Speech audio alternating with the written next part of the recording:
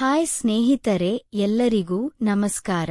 ಇಂದಿನ ಕತೆ ಇಬ್ಬರು ಪ್ರೇಮಿಗಳ ಜೀವನದಲ್ಲಿ ನಡೆದ ರೋಮಾಂಚನ, ಭಯ, ಪ್ರೀತಿ ಮತ್ತು ಅಪ್ರತೀಕ್ಷಿತ ತಿರುವಿನಿಂದ ತುಂಬಿರುವ ಒಂದು ನೆನಪಿನ ಘಟನೆ.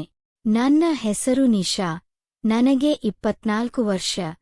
ನನ್ನ ಜೀವನದಲ್ಲಿ ಇದ್ದ ಒಬ್ಬನೇ ವ್ಯಕ್ತಿ ನನ್ನ ಪ್ರೀತಿಯ ಆರ್ಯನ್.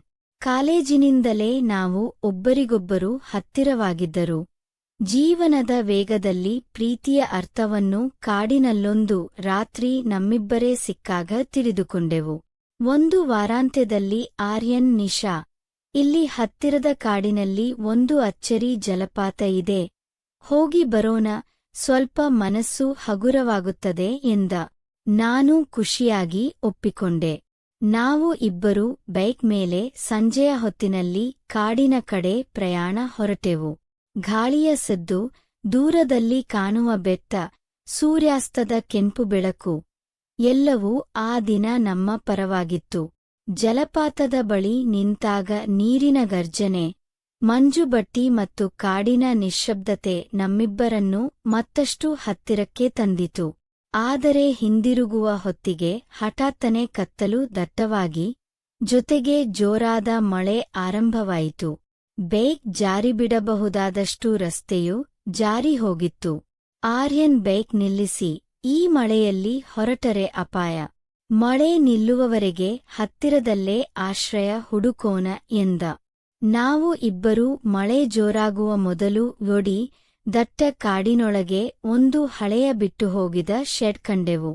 ಅದು ಧೂಳಿ ತುಂಬಿದರೂ ಮಳೆಯಿಂದ ರಕ್ಷಿಸಬಲ್ಲಂತಿತ್ತು. ಒಳಗೆ ಪ್ರವೇಶಿಸಿದಾಗ ಕತ್ತಲೆ, ಮಿಂಚು, ಮಳೆಯ ಸದ್ದು, ಎಲ್ಲವೂ ವಿಚಿತ್ರವಾಗಿತ್ತು. ಚಳಿಯಿಂದ ನಡುಗುತ್ತಿದ್ದ ನನಗೆ ಆರ್ಯನ್ ತನ್ನ ಜಾಕೆಟ್ ಹಾಕಿ, ನಿಶಾ, ಏನೂ ಆಗಲ್ಲ, ನಾನು ಇದ್ದೇನೆ ಎಂದು ನನ್ನ ಕೈ ಹಿಡಿದಾಗ ನನ್ನ ಹೃದಯ ಇನ್ನಷ್ಟು ತಡತಡಿಸಿದೆ. ಇದೇ ವೇಳೆ ಶೆಡ್ ಹೊರಗೆ ಏನೋ ಗಿಡಗಳು ಜಾರಿದಂತೆ ಶಬ್ದವಾಯಿತು.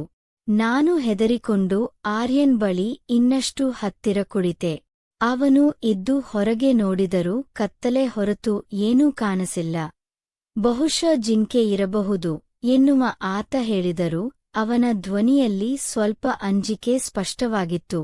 ಶೆಡ್ನಲ್ಲಿ ಇಬ್ಬರೇ ಇದ್ದ ಕಾರಣ ಮಾತು ನಿಧಾನವಾಗಿ, ಸಾಂತ್ವನದಿಂದ ಪ್ರೀತಿಯತ್ತ ತಿರುಗಿತು.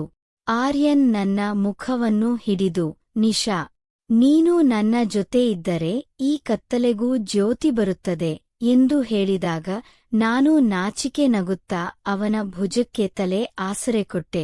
ಹೊರಗಿನ ಮಳೆ ನಿಂತರೂ ಒಳಗಿನ ನಿಶ್ಶಬ್ದತೆಯಲ್ಲೇ ನಮ್ಮ ಹೃದಯಗಳು ಜೋಡಿಯಾದವು. ನಾವು ಇಬ್ಬರೂ ನಮ್ಮ ಜೀವನದ ಚಿಂತನೆಗಳು, ಕನಸುಗಳು, ಭಯಗಳು, ನೆನಪುಗಳು ಎಲ್ಲವನ್ನೂ ಹಂಚಿಕೊಂಡೆವು. ಅವನು ನನ್ನ ಕೈ ಹಿಡಿದು, ನಿನಗೆ ಮಾತನಾಡುವಷ್ಟರಲ್ಲಿ ನನ್ನೊಳಗಿನ ಭಯವೇ ಕಡಿಮೆಯಾಗುತ್ತದೆ ಎಂದಾಗ ನನಗೆ ಅವನು ನನ್ನಷ್ಟೇ ನನ್ನ ಮೇಲೆ ಅವನ ನಂಬಿಕೆ ಜಾಸ್ತಿಯೆಂದು ಅರಿವಾಯಿತು. ರಾತ್ರಿ ನಿಧಾನವಾಗಿ ಮೌನವಾಗತೊಡಗಿದಾಗ ಮಳೆ ನಿಂತಿತು. ನಾವು ಒಬ್ಬರಿಗೊಬ್ಬರು ಆ ರಾತ್ರಿ ನೀಡಿದ ಆಪ್ತತೆ ನಮ್ಮಿಬ್ಬರನ್ನೂ ಇನ್ನಷ್ಟು ಹತ್ತಿರ ಮಾಡಿತು. ಬೆಳಗಿನ ಹೊತ್ತಿಗೆ ಆಕಾಶ ಸ್ವಚ್ಛವಾಗಿತ್ತು. ಮರಗಳ ಮೇಲೆ ಹನಿ ಮಿನುಗುತ್ತಿತ್ತು. ಕಾಡು ತಾಜಾ ವಾಸನೆ ನೀಡುತ್ತಿತ್ತು. ಶೆಡ್ ಹೊರಗೆ ಬಂದ ತಕ್ಷಣ ಆರ್ಯನ್ ಮಣ್ಣಿನಿಂದ ಒದ್ದೆಯಾದ ಹುಲ್ಲಿನ ಮೇಲೆ ಬ್ಯಾನ್ನಂತೆ ಮೊಣಕಾಲಿಗೆ ನೆಲಸಮವಾಗಿ ಕುಳಿತು ಒಂದು ಚಿಕ್ಕ ಡಬ್ಬಿಯನ್ನು ತೆರೆದು ಚಿನ್ನದ ಉಂಗುರವನ್ನೆತ್ತಿ, ನಿಶಾ, ನಿನ್ನಿಲ್ಲದೆ ನಾನು ಅಪೂರ್ಣ. ನನ್ನ ಬದುಕನ್ನು ನಿನ್ನೊಂದಿಗೆ ಕಟ್ಟಿಕೊಳ್ಳಬಹುದಾ ಎಂದು ಕೇಳಿದ ಕ್ಷಣ ನನಗೆ ಕಣ್ಣೀರು ತಡೆದು ನಿಲ್ಲಲಿಲ್ಲ. ನಾನು ಅವನನ್ನು ಅಪ್ಪಿಕೊಂಡು, ಆರ್ಯನ್, ನಾನೇ ನಿನ್ನವಳು ಎಂದು ಹೇಳಿದಾಗ ಕಾಡಿನ ಮಧ್ಯದಲ್ಲಿ ಉದಯಿಸಿದ ಸೂರ್ಯ ನಮ್ಮಿಬ್ಬರ ಜೀವನಕ್ಕೆ ಹೊಸ ಬೆಳಕು ನೀಡಿದಂತೆ ಭಾಸವಾಯಿತು. ಹೀಗಾಗಿ ಕಾಡಿನಲ್ಲಿ ಕಳೆದ ಆ ರೋಮಾಂಚಕ, ಭಯಭರಿತ, ಆದರೆ ಪ್ರೀತಿಯಿಂದ ತುಂಬಿದ ರಾತ್ರಿ ನಮ್ಮ ಜೀವನದ ಅತ್ಯಂತ ಸುಂದರ ನೆನಪಾಗಿ ಉಳಿದುಕೊಂಡಿತು. ಕತೆ ಇಲ್ಲಿಗೆ ಮುಕ್ತಾಯ. ಇದೇ ರೀತಿಯ ರೋಮಾಂಚನ, ಭಾವನಾತ್ಮಕ ಹಾಗೂ ಪ್ರೀತಿಯಿಂದ ತುಂಬಿದ ಕತೆಗಳಿಗಾಗಿ ನನ್ನ ಚಾನೆಲ್ನು ಸಬ್ಸ್ಕ್ರೈಬ್ ಮಾಡಿ. ಧನ್ಯವಾದಗಳು.